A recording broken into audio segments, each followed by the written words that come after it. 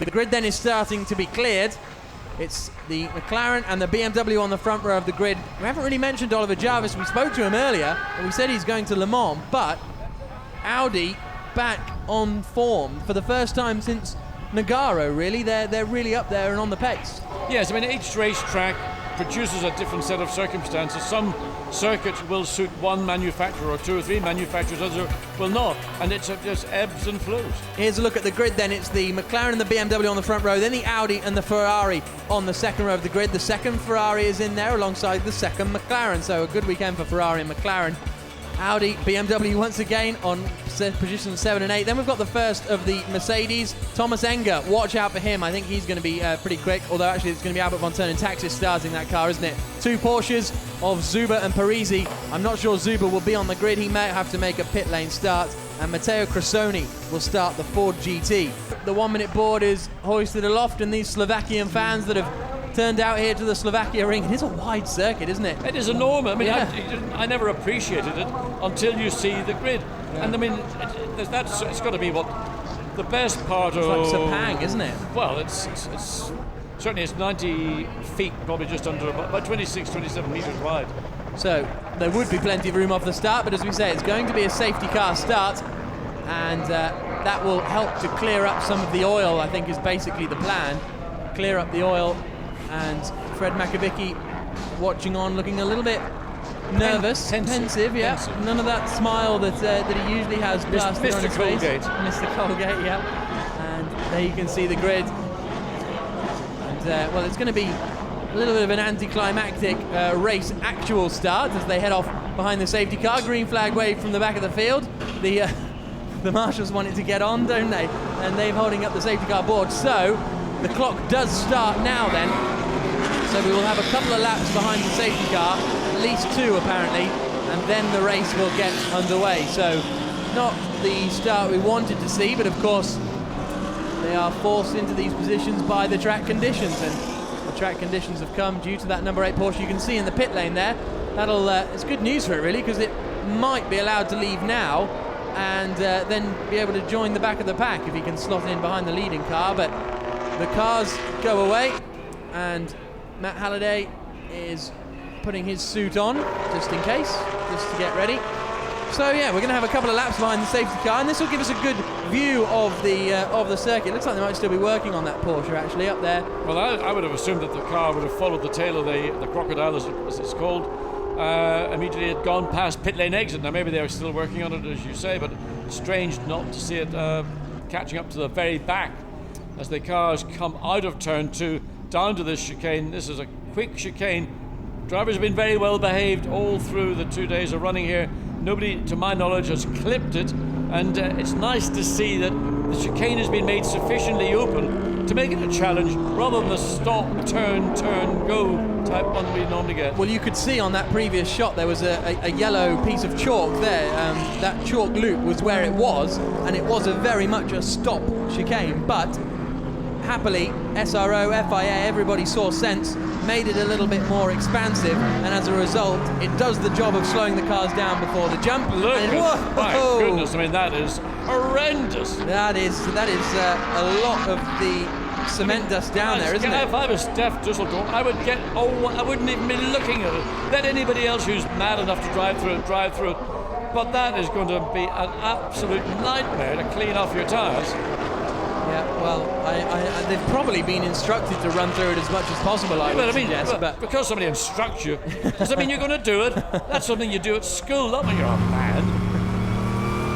So this is looking back, I believe, from the 38 car of Marc Basseng.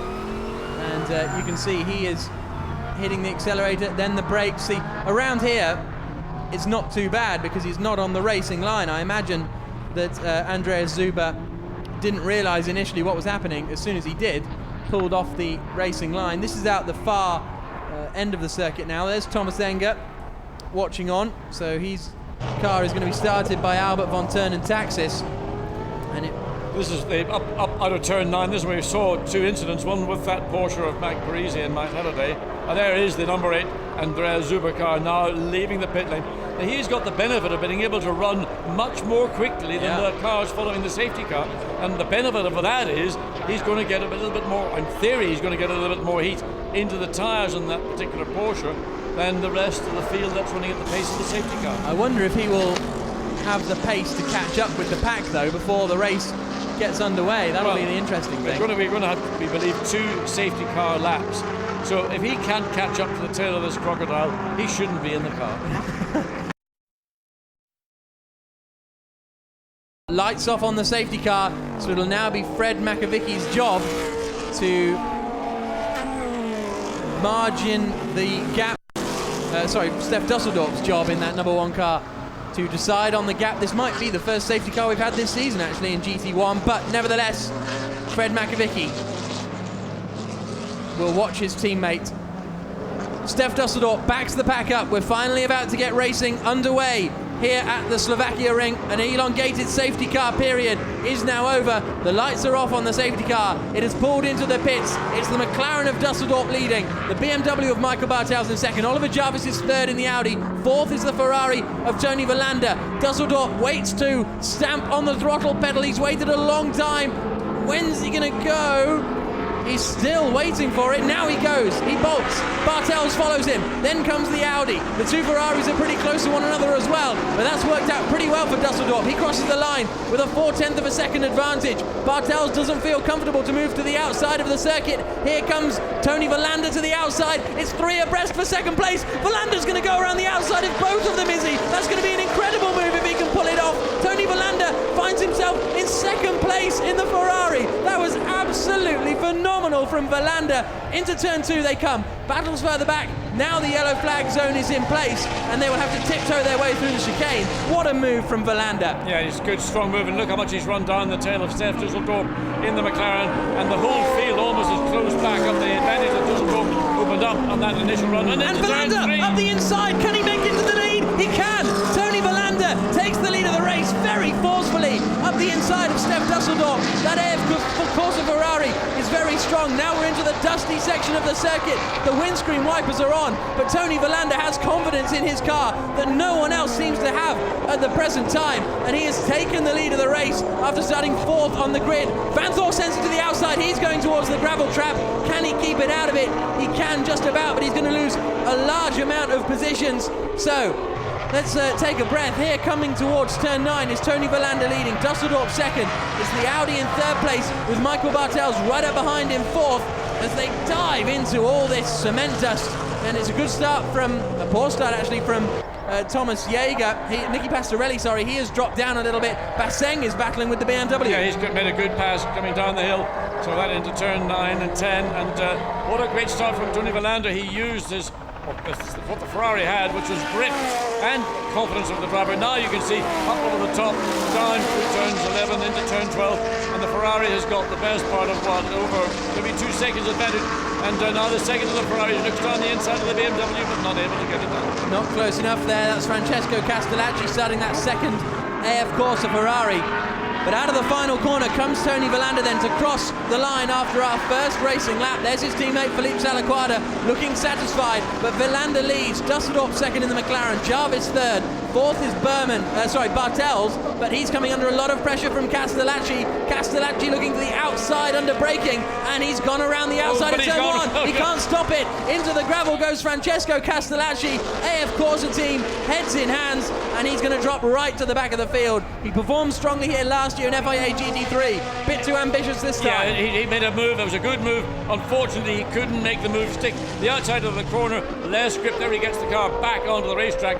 He's gone all the way from 5th place to the tail of the field. So through the little chicane they come, and it looks as though Mike Parisi has made up a number of places as well. Actually, he started right at the back of the grid. Here comes Mark Basseng, sending one up the inside of Nicky Meyer-Melnoff. Can he make it stick? A German versus an Austrian in 2 German-branded cars. He's trying to hang on around the outside of 4. That'll give him the inside line for 5. Great side-by-side racing, and Mark Basseng moves up into, well, holds on to 7th place, because Meyer-Melnoff must have got past him at some point, because when they crossed the line, Basseng was in front. Good, strong, forceful move from Mark Basseng. He had the opportunity, he got back in turn 5, he took control of that corner, and Nicky Meyer-Melnoff had little option but just to concede. So here they come then into the left-hander at turn 8, and it's a very, very interesting opening few laps. Tony Villander is gone. Steph Dusseldorp is struggling a little bit with that McLaren. I don't know if it's a confidence issue or if it's the McLaren not working particularly well. Don't forget, Alvaro Parent is currently behind. Where's Michael Bartels? So Michael Bartels has dropped behind the McLarens as well, and the Mercedes. So Michael Bartels has lost a number of positions in that last lap because he crossed the line in 4th place. Now he's well down the field. Out of the final corner comes our race leader. He's already across the line, actually, Tony Villander. So Alvaro Parent is now putting Oliver Jarvis under pressure for 3rd position. So that's 2nd, 3rd and 4th we're looking at there. And is Parent going to be close enough? Jarvis covers the inside line. It's such a wide track, you can't really cover the inside line unless you're right in the extreme right of the circuit. Parent's got a good run out of that corner. He's not going to be close enough to make the move into turn 2, I don't think. He thinks about it, actually. It's a pretty quick corner down there at turn 2, and Alvaro Parent makes the move stick. Yes, he does. He got into the inside and he got alongside Oliver Jarvis by such a margin that he got the pass done before he got into the yellow flag zone. And he runs it right onto the grass on the exit of the chicane, but he continues, keeps the momentum up, so no way that Oliver Jarvis is going to be able to come back at him down into turn 3. So there's the Ford GT climbing the hill down into the hairpin at turn 3 he comes, and these guys are all starting to get stacked up behind Albert von Taxis, who goes a bit wide. We go on board with Lawrence Vanthor then, currently in 12th position. That Ford GT is in front of us in 11th place. That's the position we want at the moment, through the right-hander at turn 5, which then becomes turn 6. He's taken a very wide line in compared to the rest of the cars in front, which are all side by side battling. I think the BMW hasn't got past Albert von Taxis yet. Yeah, well, what we're seeing Laurent Vanthor do is place his car into a part of the racetrack which will give him the maximum advantage off the corner. No point following in the wheel tracks of the cars ahead of you, because you're never going to be able to do anything and you're going to be running at their pace. So Vanthor did get it wrong in the opening lap, now trying to recover and get past the Ford. Down into turn 10. And how Albert von Taxis goes wide again, but every time Taxis goes wide, it gives him a good run out. This is going to be a good run out of this corner, I think, for Laurens Vanthor, because he took a nice wide line in. Thomas Jaeger, Nicky Passarelli, behind in that Alenco Mercedes is struggling to stay with them. Is the Ford going to fancy a look up into the final corner? He's on the inside line. He's not close enough to make it past Darrell O'Young yet. But we know the Ford, we saw it in Navarra, has got very, very good straight line speed right on the tail of the Lamborghini coming through turn 13 into the last corner, turn 14. And can the Ford get a slipstream off the Lamborghini down this long straight into turn 1? Well, he's in the zone. He's in the zone. The Lamborghini goes defensive. The Ford goes out to the right, gets alongside, and under brakes. I think Albert von Taxis has conceded. No, that's Darrell O'Young. Albert von Taxis is in that first Lamborghini. So it's and actually Laurens Vanthor might fancy taking a slice of this action. He's almost close enough to make a move. He's not, though, as they come into turn 2. So will Darrell O'Young be able to fight back? Fastest lap of the race, Alvaro Parent, 2-minute 4.8. 0.4 of a second quicker than our race leader as they weave through the chicane. Enzo Eid shaking his head, obviously disappointed with Castellacci, who's now running down in 14th place after that off. Yeah, I mean, it was disappointment, but he had a go. He made the move. He just misjudged it. A little bit too quick into the corner on the dirty air part of the racetrack. But you have to take your chances. You make them, or you never move forward. So I think we might see Albert von Taxis coming in, and this is side by side between the two McLarens. Alvaro Parent has got past Steph Dusseldorp. He was lapping quicker than Dusseldorp, and Parent is now up into second place. Pit stop window opens in 5 seconds, so how soon will Dusseldorp hand over to Makovic? I certainly think on this lap we'll see von Taxis come in and hand over to Thomas Enger. I think you may well see Steph. Oh, he's gone wide, Parent, hasn't he? Down there, that's going to allow Dusseldorp to come back. It's the cement, just a little bit hard on the brakes in that downhill turn 10, but he's recovered it sufficiently, so he's okay. But of course the tyres will get a little bit of that cement dust, the rubber, whatever else, slick it again. That's the pass, sweet pass by Alvaro Parent. Then this is where he gets it slightly, and no, this is how he got overtake it. Yes. So he sold Dusseldorp the dummy really and put him offline for the rest of the wide fractionally, but what he did is he caught the edge of that cement dust rather than running off track. But now Alvaro Parent's got ahead of Steph Dusseldorp. I thought maybe they might bring Dusseldorp in at the earliest opportunity to get Makovic in that car.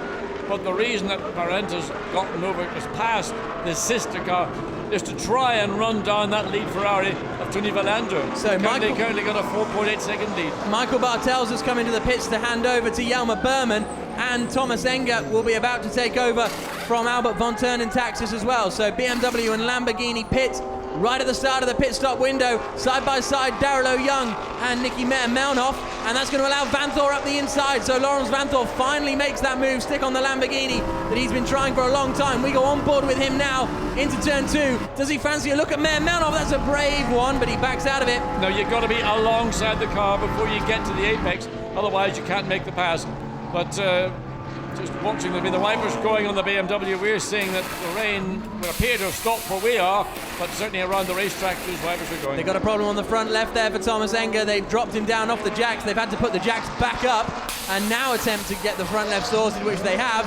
On come the lights, away goes Thomas Enger, but a bit of a nightmare pit stop, I think, there for the Reiter Engineering Lamborghini squad. Jelmer Berman then is the man to watch. His lap times in the number 18 BMW are going to be the lap times that could bring him into contention for this race. Tony Valander leads, 4.8 seconds clear of Alvaro Parent in second place, who is 0.8 of a second clear of Steph Dusseldorp in third. Out of the pits comes Enzo Eid now in that Ferrari. Well, the first and second place drivers are both lapping at the same time, but the problem is there's a 4.8 second gap between the Ferrari and the McLaren in second place. Steph Dusseldorp, who had been second in the number 2 McLaren, is now only doing 2 minutes 07. Probably more the cause of the overtake by the sister car. That was a bit of a rogue lap. You normally would expect to be running at the same pace. On board with Lawrence Vanthor. There's our race leader though. Are either of the McLarens going to pit? Surely the number 1 McLaren might. Yes, it does. Yep. So into the pits comes Steph Dusseldorp. He's going to hand over to Fred Makovicky. We go on board with Lawrence Vanthor trying the outside line into 13 to give himself the best run out. Melnoff may decide to come into the pits this time though. And they both come in. This will be a fun one. And the Reiter Engineering car of Daryl O'Young. So this will be a great little pit stop battle. Into the pits is the number 1 car then. Fred Makovicky gets in.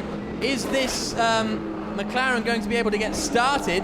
That's going to be one thing they've struggled with. Well, the car will start. It just takes a little longer for the engine to fire up than some of the other competitors in the pit lane. And what they can do is they can anticipate that. And there we see the car down off the jack, so it's no problem with now. And Fred Makovicky behind the wheel of that number 1 car makes his way down the pit lane at 60 kilometers per hour as the Audi guys go to their work, the left front not coming off. Yep, so it was BMW, Audi, Lamborghini when the pit stop window began. It's now going to be BMW. Very slow pit stop from the Audi squad. Then it's going to be Lamborghini. Are they going to be able to get past? No. So the order is unchanged, but that's a big advantage that Matthias Lauda has made, because those 3 cars came into the pits nose to tail. Yeah, so the 2 BMWs out, one after the other. The Audi follows Stefano Telli, who gave us a bit of a thrill this morning with a big off in the exit of turn 9. And there is the leading for Tony Valander. Well, we need to see what gap he has between second place, because he is the lead car that has yet to make his window. He's got a further just over 5 minutes, and I suspect that Tony Valander will stay in that car and make use of those 5 minutes. He's the driver who's at speed, knows the car, got the tyres working. When he comes in and hands the car over to Philippe Salaquada, he wants to give Salaquada the best advantage he possibly can.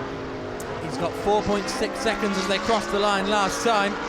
There you can see the gap visibly. And will it have come down at all? It came down on that last lap by 1/10 of a second. This time around, Alvaro Parent crosses the line and brings it down to 4.1 seconds. So half a second on that last lap was taken out of the lead. Jarvis too is lapping quicker than Tony Valander, as the AF Corsa fans watch on in the garage. Then across the line we've got Marc Basseng promoted into 4th place, but of course he hasn't made his pit stop. Then Mike Parisi behind him, who also hasn't stopped. Neither has Matteo Cressoni, who doesn't have the kind of pace that we thought he might. Stefano Telli is now coming under pressure. Another Stefan, spelt differently, but Stefan Racina. And Racina is a bit of an expert at this track, and he's looking up the inside into turn 10, trying to put Stefano Telli off.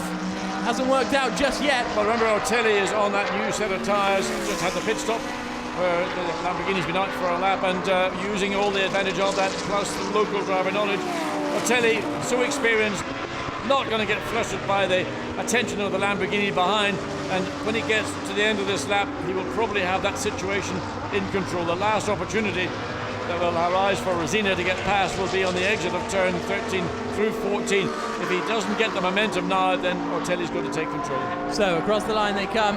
Less than half an hour remaining here in this FIA GT1 qualifying race, coming to you from Slovakia ring. And Rosina is not close enough this time around. Oh, I say that, has a little look to the inside line, but he's definitely not close enough. This is all allowing Thomas Enger to come in as well. He's in that second Lamborghini you can see behind as they climb the hill over the access tunnel into turn 2. Rosina shows his nose again into turn 2, but all these tricks aren't really going to work on Stefano Ortelli, 1995 Le Mans 24-hour winner. But watch what happens on the exit of the chicane. Can Rosina get the Lamborghini in position on acceleration? We'll know that we'll find out a bit later, because we go back to the race leader still staying out on track, going on to start his 12th lap. So this will have to be Tony Volander's final lap in the car, because it's a 2-minute lap and the pit stop window closes with 25 minutes remaining. On that last lap, it was only a tenth of a second Alvaro Perez took out. In comes Marc Basseng. He's going to hand over to Marcus Winkelhock as he rumbles past our little commentary box on the right-hand side there. Mike Parisi has come in as well. So it'll be interesting to see where they come out, actually, because they've stayed out a little bit longer.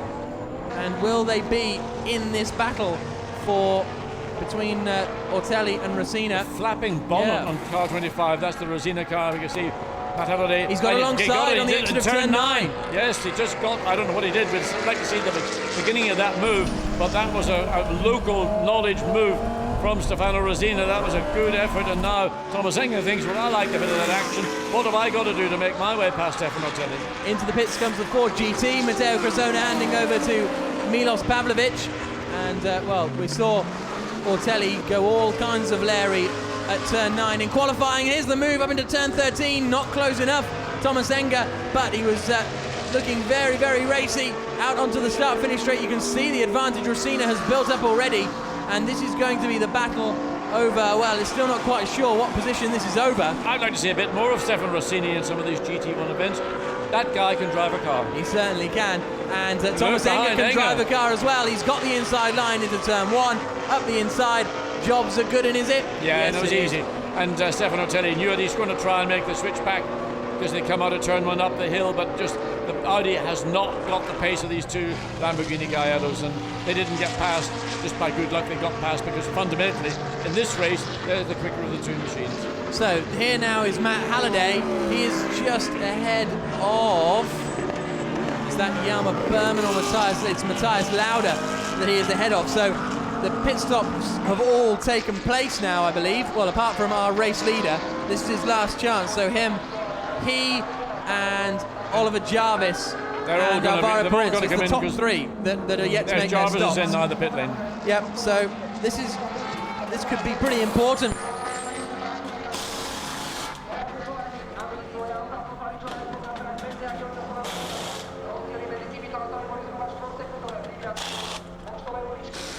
So into the pits they come, and the drills come on, and it's going to be very difficult to see how this is going to transpire. It's going to be, can the McLarens hold on? Can they get the car started? Good stop from the McLaren. Where's it going to come out in comparison to the Ferrari? They're telling Felipe Salaquada now to go, go, go, and it's going to be the same order. So a recovery that time, a sigh of relief for the Hexis team. But poor stop for the Audis, actually. Yeah, but the more important one is the gap between the Ferrari and the McLaren. Has that reduced from the 3.5 seconds? Look, they just get out, just about make it up, and that's going to be a McLaren passing a McLaren into turn 1. Makovicky up the inside, moves up into second position, then he goes past, and so it's well, that's going to be an interesting little battle now between, well, Gregoire de Moustier, It isn't going to be a battle. Fred Makovicky has got a mission. His mission statement is going to be, I am going to catch the Ferrari with Felipe Salaquada in it, and I'm going to pass that Ferrari. And Gregoire de Moustier, now under pressure from the BMW behind, and now that is Jelmer Berman. He's about to be potentially overtaken as Berman looks to go down one way, then up the inside into turn 3. Oh, very, very close. Berman he's got it. No, he's got it. Yep. He got the momentum. De Moustier ran wide in the middle part of that long turn 3, and the BMW didn't need another invitation. Yep, it looked as though sending it up the inside forced De Moustier into a mistake. So now we've got Ferrari, McLaren, BMW in the top 3. And through the right-hander they come. And look how quickly Berman has built up over Gregoire de Moustier. Yeah, so de Moustier just trying to get to grips with the tyres, get to grips with the car, whereas Berman has been out for a couple of laps. Mayor Melnhoff saying, come on, Jelmer, you can do it. And there is our race leader then. The gap is clearly closed down. It's certainly probably about 2.5 seconds. And by the end of this lap, as they come across the line, Salaquada ran wide, coming through turn 11. Didn't need to be doing that. Get that Ferrari onto the dirtier line on that cement dust. As we ride on board Fred McAvicky up over the top of the hill. The drop down from turn 12 all the way down to 13, and the other Ferrari. Off goes Enzo Eid. So that's the second time that Ferrari's been in the gravel trap. He keeps it out just. That was good work from Enzo. Just kept enough momentum to get onto the grass again. We saw the look of disgust on Enzo Eid's face when his teammate went off Castellacci. Now we'll see Castellacci's reaction as we see the 32 car of Otelli looking now to fight back, now that he might have got some temperature, getting up alongside the 17 car of Mateus Lauda, makes the pass. Yep, good job from Otelli. He moves up into, where does that take him? 10th position, 8th. I think. Yep, into 8th position, in fact, you're right. So, out onto the start, finish straight they come. Felipe Salaquada leads. He has a gap of only 1.1 seconds over Fred McAvicky. They were both quicker than Jelmer Berman on that last lap. Well, I don't know about Salaquada because he came out of the pits, didn't he? So his last lap time isn't really eligible, but you can see how close the gap is coming down. Ferrari leads, McLaren second. Fantastic stuff here in FIA GT1. It really is a battle of the brands, and we are seeing two of the most iconic brands in motorsport. Indeed, and this is what I've been waiting to see. Two fantastic road cars. One made in the traditional Ferrari style out of metal, the other made in the traditional McLaren style made out of carbon fibre. Through the left-hander at turn 8. Now into the kind of longer right-hander at turn 9, which will then take them up the hill. And how quickly, where is the McLaren going to be strong? That's going to be a key part of this battle as well. Because if I think it's not a matter of where the McLaren's strong, I think it's a matter of the strength of the respective two drivers. And you have to think that Fred McAvicky is going to be the stronger of the two drivers. And bear in mind, we know the pace of the McLaren. We saw that in Navarra. We know the potential of the Ferrari. We've had yet to see that being materialised. So you would expect that McAvicky is going to make a move between now and 21 minutes of the race remaining.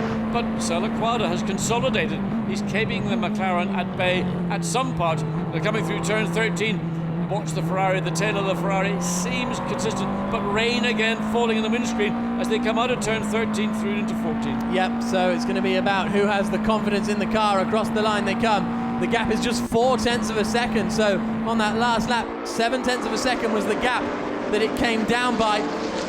Felipe Salaquada is no mean peddler himself. The man from Prague in the Czech Republic has had a couple of Formula Renault 3.5 pole positions in his time. He's done German Formula 3, A1 GP as well. But Fred McAvicky is right on his tail and looks as though, well, there you can see the comparison, looks as though he has the pace at the moment. But will he be able to find a place to make the move? Because the McLaren lots quicker through that little kink. Yeah, but remember, you've got a normally aspirated 4.5 litre V8 Ferrari engine as against a 6 litre turbocharged V8 engine in the McLaren. So quite different engine power packs, but producing very similar performances on the racetrack.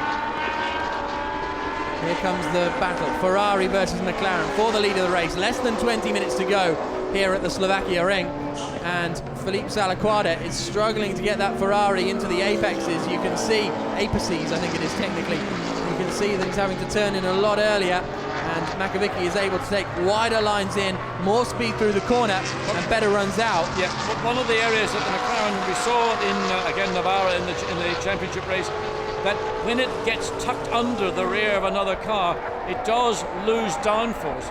And that's the strength that the Ferrari's got. It's running in clear air, it's generating all its downforce.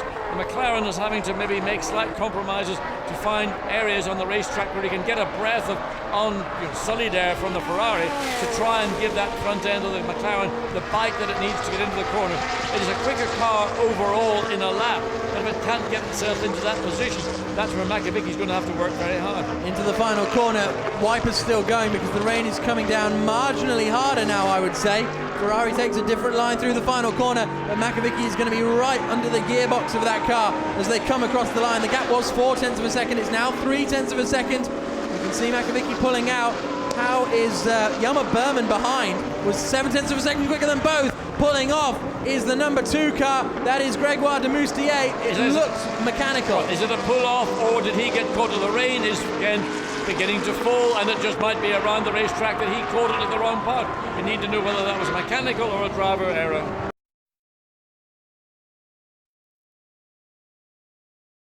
Into the right-hander at turn 2 they come. And this is really, really challenging conditions for Philippe Salaquada and, well, for the whole team. But that's more than likely a, let's say, non-driver issue. I'll go no further because, teams are like super sensitive to make a comment on something we can't consolidate. Well, it certainly wasn't something the driver did. No, he's pulled up next to the fire extinguishers down there on the infield, so good work from Gregoire de Moustier to find a good place to park it. Here's the battle for the lead, though, continuing. Salaquada ahead of Macavicky. They are right together as they come through the long sequence of right-handers at turn 6, then into the kink at 7. An oversteer for the Ferrari. Salaquada got caught out, and it allows Macavicky to have another look, but he wasn't close enough to take advantage of it. But the back end of the Ferrari did just a fraction of a snap, and that was a bit of opposite lock. Up the hill they come. You can see the rain visibly on the camera now. Let's hear from Tony Verlander. His teammate Philippe Salaquada is leading this race. He's down in the pits with Haley. Tony, how is Philippe going to hold on to that position, not let Fred steal it? To be honest, I went to the team hospitality. I was too afraid to see. Now the conditions are quite tricky. It was raining a little bit when I was driving, but now it's raining a bit more. So hopefully we get a decent finish and good starting place for tomorrow. Are you ready for the wet?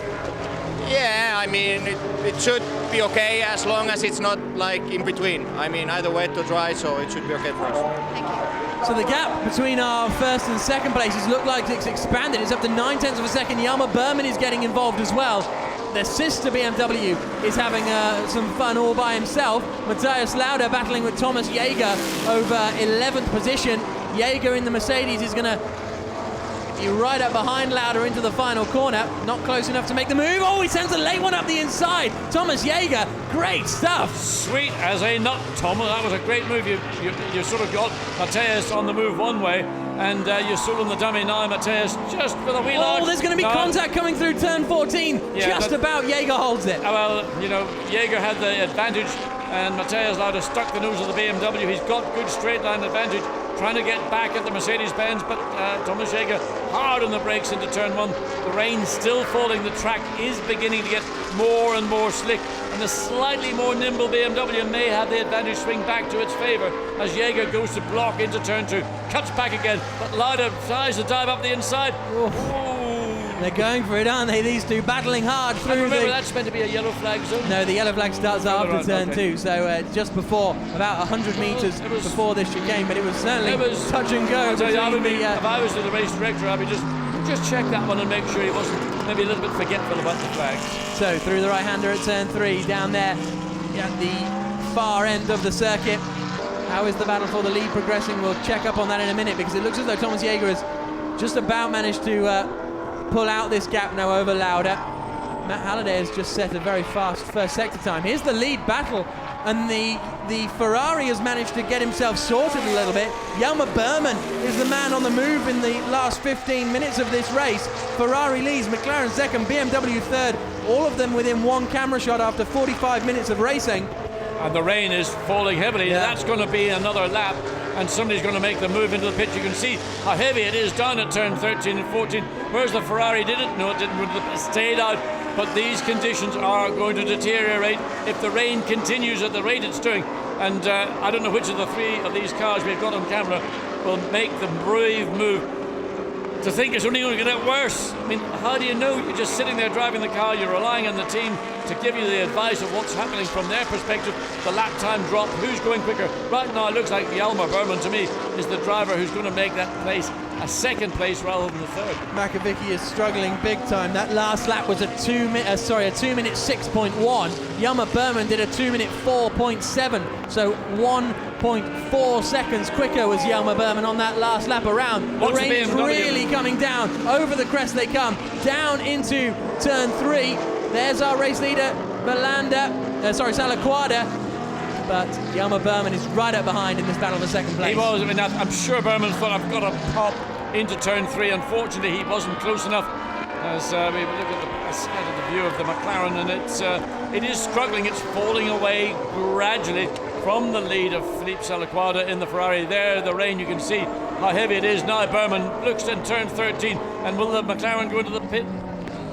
Well, this is a little bit early on in the track, isn't it? Because this is, and there's the inside into turn 8, gets the move done. McLaren gets the cutback though on the exit. Berman can't keep it all together. Now they come into turn 9. This battling is going to play perfectly into the hands of the Ferrari of Philippe Salaquada up in front. He's got up the inside into turn 9. Makovic really struggling in these damp conditions. If anyone's going to take the gamble and come in, it's got to be the Hexus McLaren, because it looks the most uncomfortable at the moment. Well, at the minute I wouldn't, because as long as you can see your car, the second place car, just taking that away from the McLaren, and the Ferrari. Off goes Ortelli. Ortelli's got caught out as well. But what you would lose by coming into this point when your two principal competitors are staying on track, that's what you've got to weigh up. I mean, to bring Makovic in now, put him on wet tyres, at this point, it's the worst decision that either the driver or the team manager is going to have to make. So Philippe Salaquada stays out another lap. Look at them trying to hold on the car through turn 13.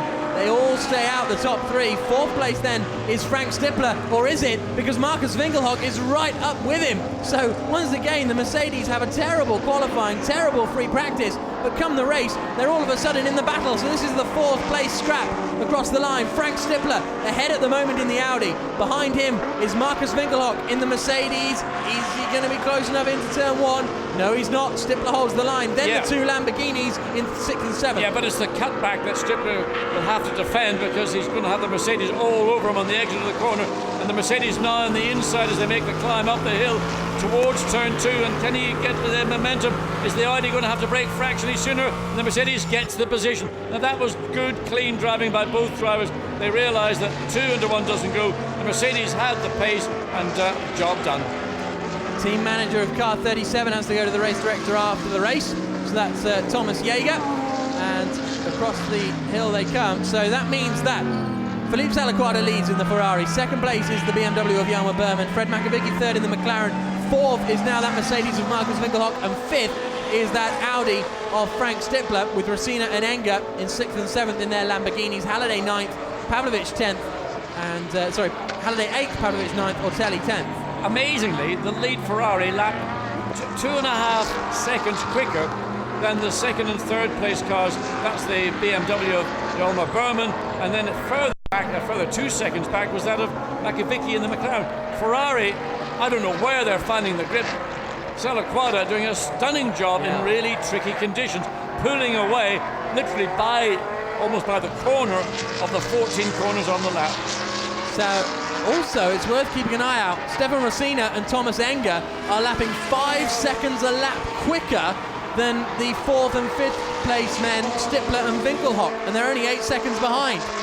Hexus ready with the wet tyres. 10 minutes to go here at the Slovakia ring. This really is a game of, it's Russian roulette, isn't it? It's just who dares stay out the longest. Well, he's going to stay out.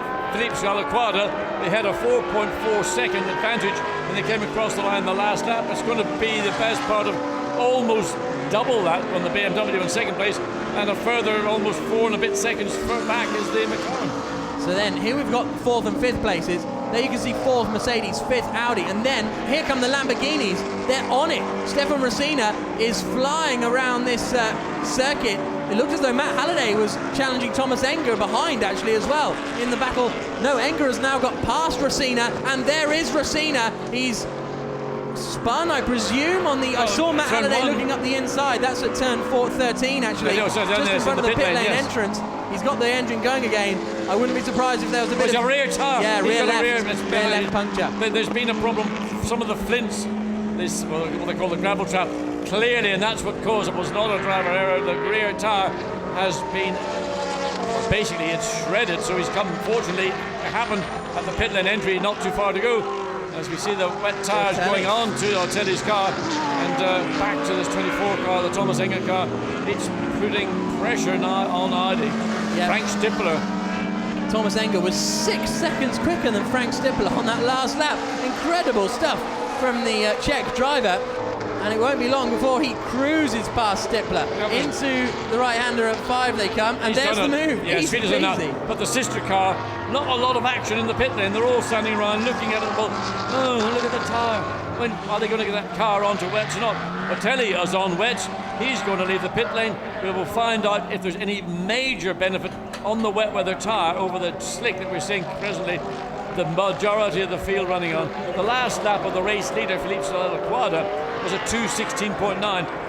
When this car finishes its first out lap and goes on to its first flying lap on wet weather tyres, if it isn't at least, well, the best part of 8 seconds to 10 seconds a lap quicker, then it's probably been a wasted trip to the pit lane.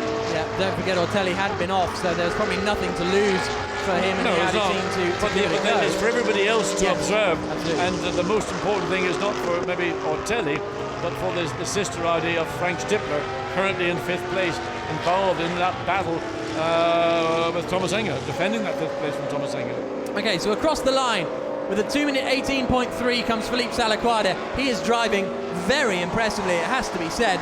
Second place then is Jelmer Berman. Across the line comes he. And then in 3rd place we've got Fred Makovicky, and there is a little bit of an off somewhere for Matthias Lauda, plenty of grass in the grill. Yeah, well, that's going to be a stop, because that will just simply lead to the engine temperature, oil temperature going off the clock. We've only got 7 minutes 20 seconds.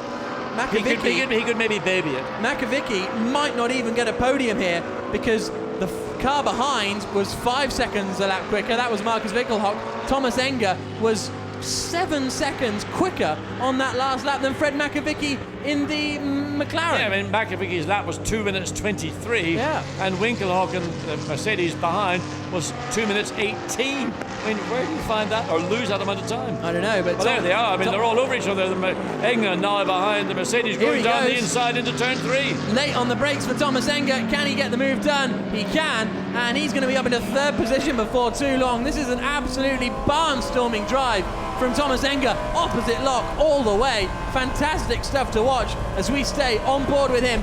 It's not going to be long before we get this onboard pass of Fred Makovicky, and to move him up into 3rd position. Here we go then. Where's it going to be? Surely he's not going to just drive around the outside of him. You can see how much Makovicky is twitching. He just drives around the outside. No, Makovicky holds on for the time being. Huge spit of flame from the rear end of that McLaren as they come into the tight left-hander, up the inside, drive past into turn 8. Makovicky's got no response. He's not able to do anything, whatever the car setup is, or whether it's a loss of tyre temperature, not a loss of when the Mercedes goes through as well. So Makovicky has lost 2 places in the space of 3 corners. Yeah, so Thomas Enger came in and they pitted him very, very early in this race, so there's no question he is on slick tyres, but he hasn't moved on to the wets. Just over 4, 5 and 3/4. Oh, hey, Albert, who's studying in Rome. I think it's a psychology course. Well, you know, motor racing may be about psychology, but it's about just good, honest, seat of the pants racing driver nous, and that's what Thomas Enger's got. Yep. So into turn 13 they come, and there's Matt Halliday, and he's managed to work his way up into 7th place. Race leader across the line, Felipe Salaquada. Storming drive from him. Berman in 2nd place. 3rd place now then is Thomas Enger. His last lap was 3 seconds quicker than Berman. I think it's going to be a tough ask for Enger to do any more than 3rd place, but don't forget they had an awful pit stop as well. That front left, they had to drop it down off the jacks, put it back on the jacks, then adjust the wheel nut. This has been a storming drive from Thomas Enger. Great drive from Salaquada as well. The McLaren has been the surprise. It looked like it was in the bag, but these mixed conditions, through goes the Audi as well. Frank Stippler up the inside. It's just simply that the McLaren cannot generate enough temperature in the tyre to make it work in difficult conditions. Consequently, the Porsche are now about to make that position. Another loss to the McLaren. Simply, there's no grip, and other cars around it which are putting more energy into the tyres. Makovic goes very defensive coming into turn 3, but Matt Halliday will get the option up the inside on the exit. Can he get the Porsche alongside the McLaren? He needs to be careful, doesn't want to make contact because he doesn't want to lose that position through a little bit of, and the McLaren still holds on. Makovic doesn't like the thought of the Porsche, all that old technology challenging the latest and greatest out of Woking. On board we go then with Matt Halliday, wide line into the right-hander of 5. He's going to almost touch the back there of the McLaren through the left-hand kink, and surely that will be job done into turn 8. Looks like it. He's got the inside line now, and Matt Halliday moves up into 6th position, which I think they'll be pleased with after starting at the back of the grid. And Porsche clear as well, so that's Matt Halliday. One more for him, and it's going to put Halliday about 6th, and Makovic will be down in 7th. Correct. And Milos Pavlovic in 8th, Thomas Jaeger in 9th, Matthias Lauda is in 10th position. Stefano Telli on his wet weather tyres is doing 2 minute 15.1, whereas Philippe Salaquada is doing 2 minute 18, so it's only 2 or 3 seconds quicker. Well, Thomas Enger's doing 2:16.5. Yeah, exactly, on slicks. So that was the judgment you had to make. Is it worth coming in? Unless you can pick up a huge amount of time per lap, the time that you lose coming into the pit lane offset with the time that you're not picking up on those wet weather tyres, because the racetrack, while it is now wet, it isn't the kind of depth of rain or water that the wet weather tyre likes and it needs to use. Penultimate lap of the race, Ferrari from BMW, but the BMW was 4 seconds slower than Thomas Enger on that last lap. There's about 4.7 seconds between them with 2 laps remaining. This could be on for third position. Could be on for second position even as well. There's the BMW winding its way through the chicane. Here comes Thomas Enger, absolutely in the zone. He is all credit to Thomas Enger. He has given us some incredible drives already this season. This is a typical virtuoso performance from Thomas Enger, a great driver who has just found the right combination of what he's got within the Lamborghini, the way he can use the car, and such an experienced driver. Look, on board in these greasy conditions, it's so smooth. We've seen the other cars switching around, bags of opposite lock. Enger just knows where the grip is. That's an intuitive driver. It's incredible. Everything, his body, his feet, his hands, are sensing the information coming through the pedals, the steering wheel, the seat of the car. Matt Halliday's having a bit of fun. He might grab a 5th position before too long to try and get past Frank Stippler. We go on board with the Porsche. Fantastic when these onboards bring us right into the action. And the sound on the Porsche is fantastic as well. Nice wide line in for Halliday into 8. Then the little short squirt up towards 9. And where is he going to be able to make it through? This is where that Porsche ended up in the Armco barrier in the hands of Mike Parisi in qualifying. You can see the rain still coming down. Hasn't been heavy rain as we've seen in other circuits this year, but it's certainly been enough to spice up the racing and add a little bit of grease to the circuit. Surely on traction out of this corner, he's going to get a bit of an advantage. He's going to get it down into turn 13. So it looked like the leader comes across the line for the.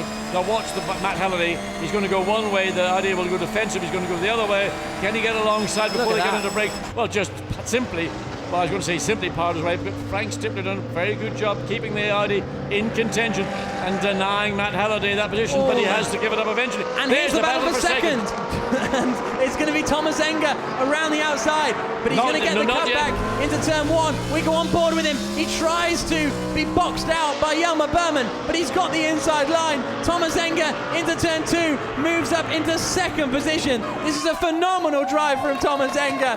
The Reiter engineering squad cannot believe how strongly Enger has performed. That last lap was a 2 minute 14.3, quicker than Stefano Telli on the wet tyres, and Enger has been the star of this race. Well, one of the stars, Philippe Salaquada.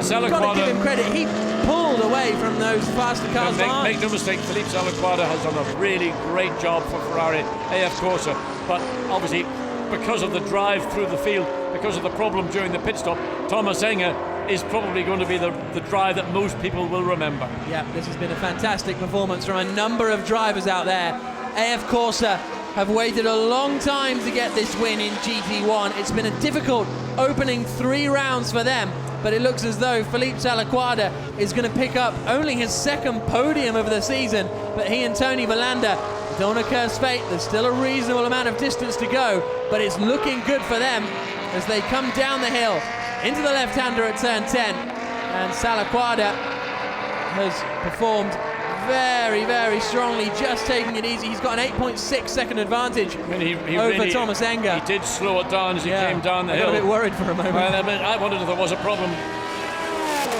So into the right-hander, the final turn 13, and it's going to be Felipe Salaquada. Look at Thomas Enger, he's nearly going to win this, but into the final corner comes Felipe Salaquada. Tony Villander took the start, took the lead, let us not forget, with some brilliant round the outside overtaking, extended the lead. Felipe Salaquada took over, avoided all the troubles, avoided all the slippery conditions, and AF Corsa win in GT1. Ferrari win, 2nd for Lamborghini. Thomas Enger, there's his girlfriend cheering out of the pit window. Absolutely fantastic drive from him.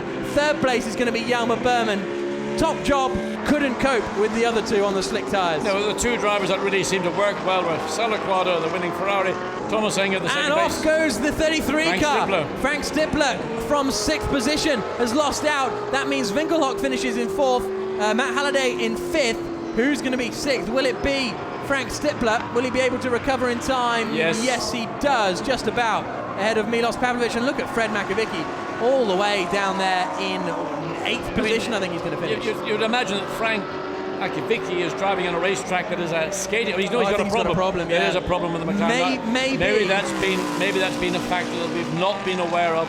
We've been suggesting that it might be just he's not got tire temperature in these difficult conditions, and that car is just coming across the start-finish line that little more than a pace, and there is no power behind that car at all. It is just the momentum that it has coming off turn 13 and 14, gets across the start-finish line. So he's finished, he's classified, but all the way down in 9th place. 10th position goes the way of Matthias Lauda. After that, 2nd BMW had a bit of a fun race. Stefano Telli across the line in 11th position. And 12th position for Enzo Eid after that. Of course, Ferrari had 2 trips in the gravel, so a tale of 2 cars for Ferrari today.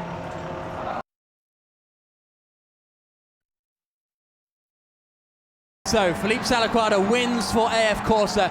He and Tony Villander will be on the top step of the podium and on pole position for tomorrow's race here at the Slovakia Ring, the championship race. You only pick up 8 points for winning the qualifying race. Still a decent help towards your tally, but it's really the pole position for the championship race that means everything. Salaquada will start that championship race tomorrow. Thomas Enger will start the championship race alongside him, and Hjalmar Berman, will start on 3rd place. So into the pits comes Felipe Salaquada, and well, as we had a delayed race start by 15 minutes, we're going to extend our coverage here in the Slovakia Ring by 15 minutes, so we will be bringing you all the post-race reaction from the drivers, all the podium ceremonies as these Slovakians prepare to go home and then hopefully come back for tomorrow's championship race. Interesting little statistic that the first 2 cars were driven by Czech drivers, and we are in the Slovakian Republic. This was at one point a unified country. They then separated, so you've got the Czech Republic, Slovakian Republic, and there's 2 Czech drivers that are on the top 2 positions on the podium. And the Slovakian driver spun and finished down in 13th place. And he could have been on the podium. He could have been. He certainly had the pace. But there's Felipe Salaquada. Him and Tony Villander absolutely delighted with that. And I tell you also, there will be delight at Ferrari AF Corsa, and for all the Ferrari fans around the world that have been waiting to see their cherished brand take a victory in GT1. Yeah, they've certainly had the pace this year. That hasn't been up for doubt. There is possibly the man of the race. I'm tentative to give it to him because Felipe Salaquada did a stunning job, but Thomas Enger's drive was something else. Where he found that grip on the slick tyres. But I think it is often the case in a driver chasing, it is often easier for the driver to chase than the driver leading, who is having to decide whether to make a pit stop or what do I do team? Do I stay out? Do I keep going? Are my lap times comparable to the competition? Am I going to be run down? Thomas Enger, hugely experienced driver, and Philippe Salaquada did an outstanding job to take that victory for AF Corse Ferrari. So there he is congratulating his team, and there is Thomas Enger. They shake his hands, and there's Haley Coxon rounding up all the drivers to have a quick word with them in a few moments' time. And Enger and Von Turn and Taxis will start second on the grid, so it'll be 5, 6, 7 brands in the top 7 positions in the end. You can't say that it's not providing some close, interesting and diverse racing, GT1. It's been an absolutely fantastic season. Well, you know, you have to say thank you, nature, because undoubtedly that little bit of rain spiced up the outcome of the race. I don't think Thomas Enger would have finished in second place. Albert, we should be bowing to you, not you bowing to the commoners. Thomas Enger, absolutely delighted, congratulated by Hans there, the engineer, and then congratulated by his girlfriend. Let's hear from Philippe Salaquada and Tony Verlander, AF Corse Ferrari, their first win in FIA GT1. Philippe, congratulations on your first win for the team. Thank you very much. I want to thank you, Tony, and all the team, all the sponsors, all the people which are here. It was a great job. It was a great start from Tony, which he made from fourth to first place. He made a gap for me, and then in the race was a bit tricky because it starts to rain for me, and I had to be very careful because the McLaren was very close. But we had a good pace, and then we bring home to first position. Tony, starting on the front row tomorrow, can you do it again? Yeah, hopefully yes. I mean, today was an exciting day. To be honest, I didn't expect us to win. I mean, we had more pace than the previous race in Navarra, but I'm really happy for team, for Philip, and I think this is a big moral boost for the whole team, and we keep working and to have a good race tomorrow and the coming races. Do you think you'll be as strong in the dry tomorrow? I cannot tell you. I mean, especially in the beginning, I think we can push, but then we need to see how much drop the others have compared to our drop shot. Thank you, guys. I presume the drop, he's probably referring to the tyres. Yeah, I mean, how quickly they drop off. Yes, exactly. Once the tyre performance starts to drop away, will they lose more in relation to other competitors around them? But today it worked in their favour. They didn't have the drop off. In fact, they were able to find grip in the very difficult damp going into wet conditions, which we did have in the end. Was almost sufficiently wet for spray to be coming from the rear wheels and tyres. As Thomas Enger and Albert von Turn and Taxis congratulate the Ferrari AF team. Let's hear from Albert von Turn and Taxis and Thomas Enger. You can see them there. They're with Haley Coxon. Congratulations, Thomas. That was a stunning effort. Where did you find the grip? In this beautiful white Lamborghini. Obviously, when the car is good, I'm able to drive fast. So the car was perfect. It couldn't be better. I needed 2 more laps to get into P1. Unfortunately, the race was a bit short, but it was all perfect. To have the problem in the pit stop and come to second place at the end, it's fantastic. Fantastic job of everybody from Reuter Lamborghini. Huge celebrations in the team, Albert. Yeah, we are speechless. I mean, what Thomas did out there, everyone who saw it was just absolutely speechless. And I think, yeah, we've proven once again that Thomas is the strongest driver. Thank you, guys. Happy man, isn't he? Oh, absolutely. I mean, to have that partnership, Thomas Enger and Albert von Turn and Taxis, I did mention that there was some consideration that Stefan Rosina should share with Thomas, because that would be a more balanced driver pairing. It would be a pairing that would probably give a better chance for number 24 Lamborghini to win. Nevertheless, they opted to do what they've done. They got a second place. Let's hear from our third place men, Jalmar Berman, Michael Bartels. Jalmar, such a strong finish, but do you think weather conditions went to your disadvantage? I don't know. I mean, on one side it was easier to get past the McLarens, but on the other side these guys were very quick in these conditions. So I think in the end it didn't make a big difference one way or the other, you know. But I mean, I was pretty sure we would finish in P2, and then 2 laps from the end, my engineer was on the radio. Enger is coming and he's closing in very quickly. I was looking in my mirror, I thought he must be closing very quickly if he wants to catch me in 1 or 2 laps. But he was even quicker than that because he caught me in 1 lap. So and then once he passed me in the first corner, for some reason it was really strange. But in the second corner, between the second and the third corner, the power steering broke on the car. So the last lap I had to do without power steering, which was a bit tricky. But better now than tomorrow in the race or earlier in the race already. Different planet today, different planet. Which tires you drove? Pirelli, black crown, Pirelli. Thank you, guys. Italian car, Lamborghini. Eh?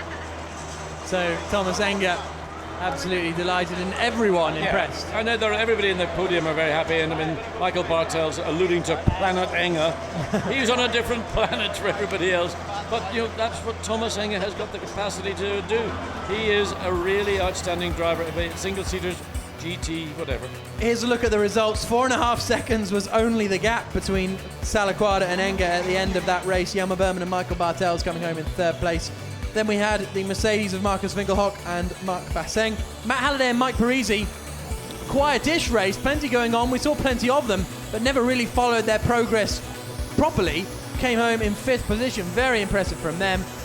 Racina and Darlow Young in 13th, unfortunately retiring, as did de Moustier and Alvaro Parent. Andreas Zuber and Benjamin Riche